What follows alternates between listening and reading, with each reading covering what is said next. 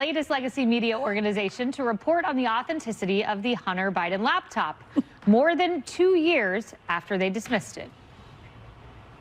As Republicans take control of the House, Hunter Biden, the president's son, will be a target for investigations. And that means data from a laptop reported to belong to Biden could be crucial to the investigatory process. CBS News has obtained its data not through a third party or political operative, but directly from the source who told us they provided it to the FBI under subpoena.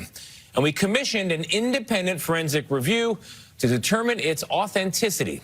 I mean, I feel like I'm in the Twilight Zone. Where were you 769 days ago when the New York Post published the story? Anyway, CBS, of course, was hardly alone in dismissing the story. Flashback to 2020, just weeks before the presidential election.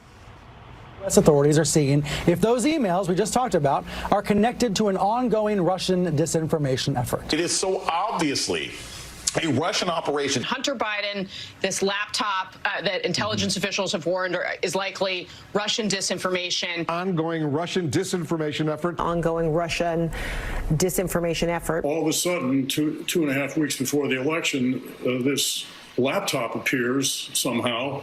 To add to this, Julie, I want to flash back to a moment I remember well. I was standing in the room. President Trump was with Leslie Stahl. I was just off to the corner.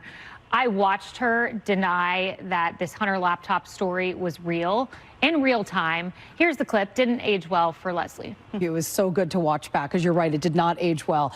Because the other part of that interview that obviously we don't have enough time in the show to air is when he talks about the laptop. And she said it's not true. It's not been verified, when there was evidence back then. So the Republicans have basically had all this evidence. Nobody wanted to believe them. Nobody wanted to listen to them. And now the media, the mainstream media, has egg on their face. And I would like to ask Leslie Stahl if she plans on doing a backup interview, or at the very least issuing an apology, because that right there basically called the former president a liar. Number one. Number two, why wasn't there a further investigation on President Biden? Because we all know that President Biden knew exactly what his son was doing. His son, the drug addict who couldn't make decisions on his own, always turned to his father. And why would you send a recovering alcoholic and drug addict overseas to work with dealings like Burisma?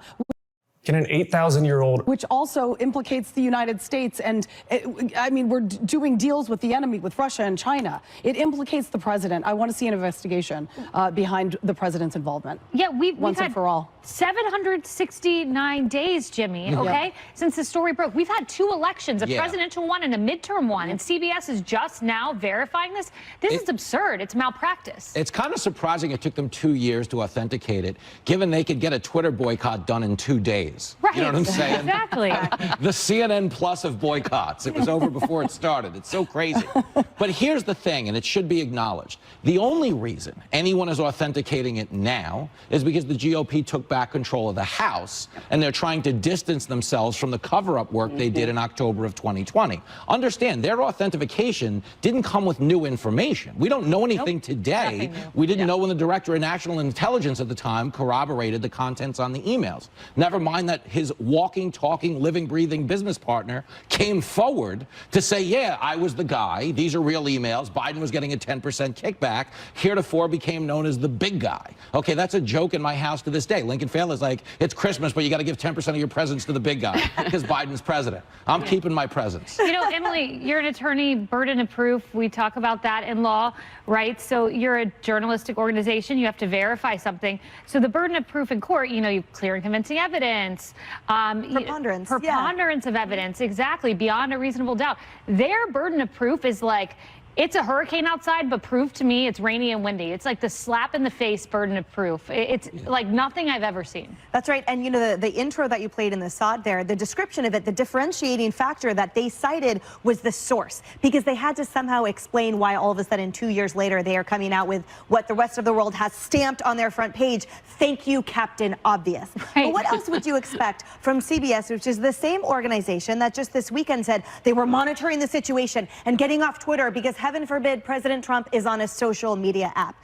This is a news organization that has ignored the southern border, the spike in police officer shootings and suicides, crimes in Democrat-led cities, and a lot of whole host of other things. So for them to finally see the light now, that's great, but I'm not turning to them for any news. Yeah. And for Leslie saying this is 60 Minutes, well, this is outnumbered. And we've been citing facts from the get-go, and I wish that she could see this. Boom, exactly. You know, Cheryl, my former colleague Stephen Miller and I lived through so many of these sagas. He wrote, fake scandals about Republicans are pumped up before elections, debunked after. Real scandals about Democrats are debunked before elections, confirmed after. So true.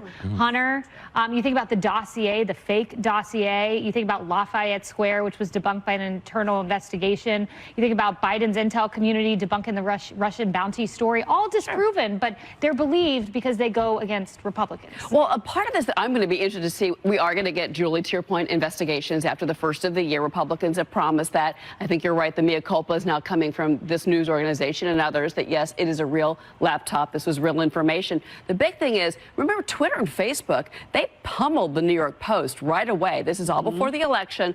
You blocked their account, blocked the story. You know, where's going to be the retribution for that against social media companies? I know that Twitter has a new boss now, so maybe that's a null and void point. But Facebook, there's still the same executives there. I want to hear if they're going to be held accountable for how they handle this whole thing. Well done, the New York Post, who was on this from day one and suffered because of it. Wait for it, Vladimir Putin.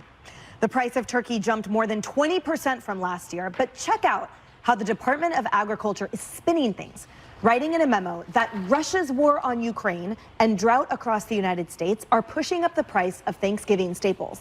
But the White House's own data shows that inflation has been skyrocketing since President Biden took office. And that's well before the war on Ukraine even started. But you may remember, we've heard this talking point before. Putin's war is already hurting American families at the gas pump. 70% of the increase in prices in March came from Putin's price hike. The second big reason for inflation is Vladimir Putin. Not a joke. The Putin price hike. Putin's price hike. Every kitchen table cost is going to go up, not down. It's inching up because of what the Russians and the Saudis just did. Inflation is a worldwide problem right now because of a war in Iraq and the impact on oil and what Russia's doing.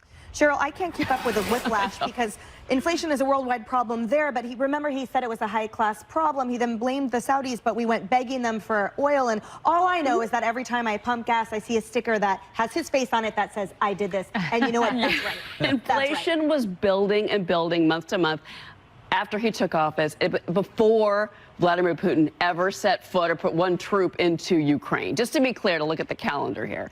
Number two, OPEC. This is a Saudi problem, and this is also a domestic drilling problem that we have. Nobody wants to go out and drill for new oil. The leases have been suspended, and they need to undo that. I mean, I could go on and on about all the problems, but this is all disingenuous what the president is saying. We know that. As for the Thanksgiving table and those prices, that's a whole nother wall of worry that we're now climbing because of all the stimulus spending that came out underneath the Biden administration. So don't look here, look here. Jimmy, one of the worst colleagues you could ever have, one of the worst employees, is someone whose fault it never is. Oh, it's because of this, it's because of this, it's because of this. And that is the president who is permanently in that position, whose salary, again, we pay. Of course, like anybody who actually believes that it's Putin's price hike, we should be taking their car keys now. They're clearly drinking before the Thanksgiving dinner has even started, which is no way to get into town. His own Fed chair, Jerome Powell, has testified that inflation was going up for 14 straight months before Putin invaded Ukraine. Now, let's be clear, that has exacerbated things. But if we are to believe it's the root of all economic evil, we should be doing something to end it, instead of Venmoing Zelensky more money that we don't have. There's no effort here to find an off-ramp, and that's the biggest issue we have. We have an administration that has more empathy for themselves than for the people, okay? The people are suffering. Inflation. We're not changing course. We're not stopping spending. We're not boosting production. We're just, as Emily said,